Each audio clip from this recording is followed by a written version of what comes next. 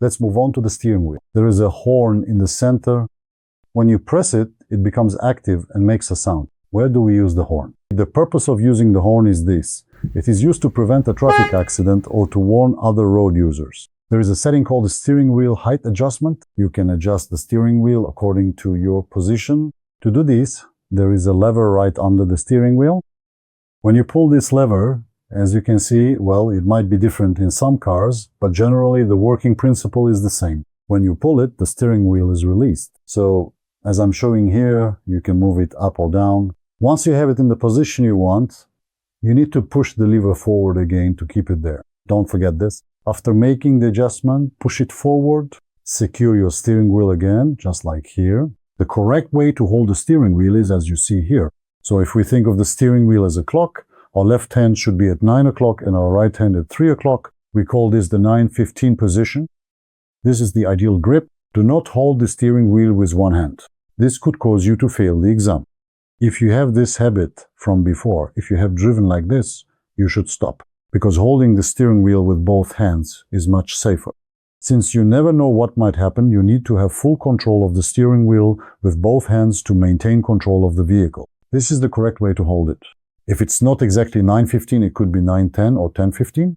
It could be something different as well, but it's good to know the ideal grip. There is also a steering wheel turning technique like this. I don't really recommend this. It might be okay maybe at the beginning, but you should get used to this turning method, or you see, hand to hand. One hand is constantly supporting the other. You let go with one and turn with the other. This turning method is much healthier. I recommend you turn the wheel this way. Just like I mentioned before with the brake and gas pedals, use the steering wheel gently as well. See, it's very smooth. Even these small movements can significantly change the direction of the car. Especially at high speeds, move your steering wheel much more slowly with precise, millimetric movements to the right or left, only as much as you need. Absolutely avoid making sharp movements like this. It can cause you to completely lose control of the vehicle. Let's talk about turns. How much does the tire turn when you turn the steering wheel? Now, I'll try to show you that here.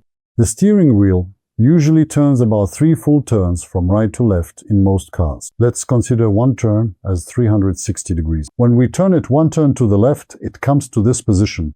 With 1.5 turns, it comes all the way to the left. Now, if you turn it 1.5 turns to the right again, look, it will return to the straight position. Now, one full turn to the right, then another half turn, and it doesn't go any further, it gets stuck here. Let's define what we mean by half. When it gets to this position, that's half, and now it's 1.5. As you can see, the wheel is straightened. If it happens that you forget the position of your steering wheel while parking or at any other time, if you're in a stationary position, turn your steering wheel all the way to the left or right. After that, if you turn the steering wheel 1.5 turns in the opposite direction, your steering wheel will be completely straightened. Here's a little tip for you as well. Now, before starting the car, we need to make sure of this. We haven't talked about the gear section yet, but the car needs to be in neutral and your foot should be on the clutch.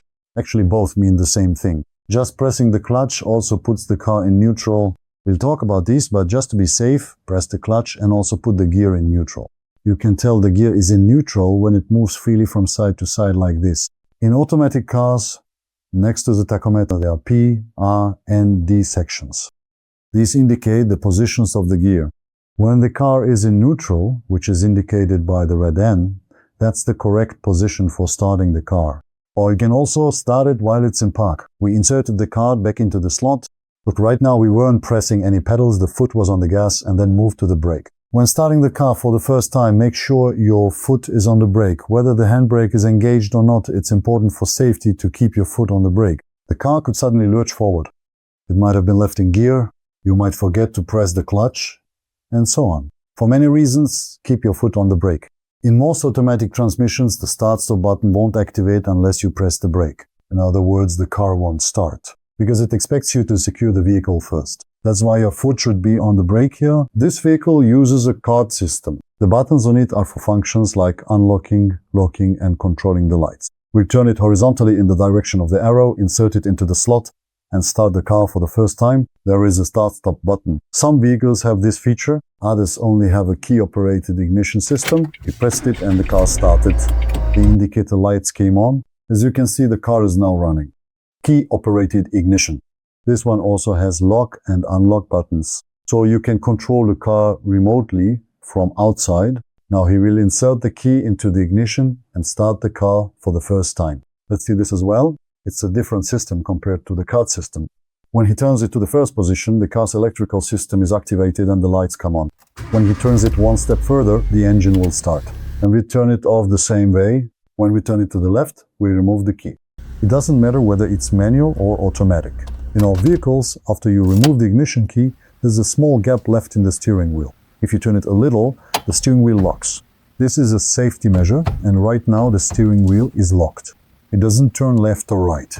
In this situation, you won't be able to move the steering wheel at all.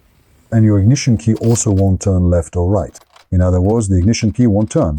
The reason for this is that the steering wheel is locked.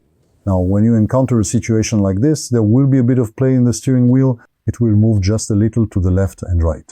If you take up that slack and hold it steady there, now you can turn the key. The lock will open now. As you can see, the power came on and the lock opened. I'm starting it up. Now the steering wheel is completely free. This is the steering lock. It could happen to you. Let's say you get into a car and notice that the steering wheel doesn't move at all. If the car has a start-stop system, it won't start or respond. The steering wheel might be locked. This is how you unlock the steering wheel. First, you take up the slack, then you hold the steering wheel steady like that. After that, if you turn the ignition key or press the start button, the steering lock will disengage. Let's add this as an extra piece of information as well.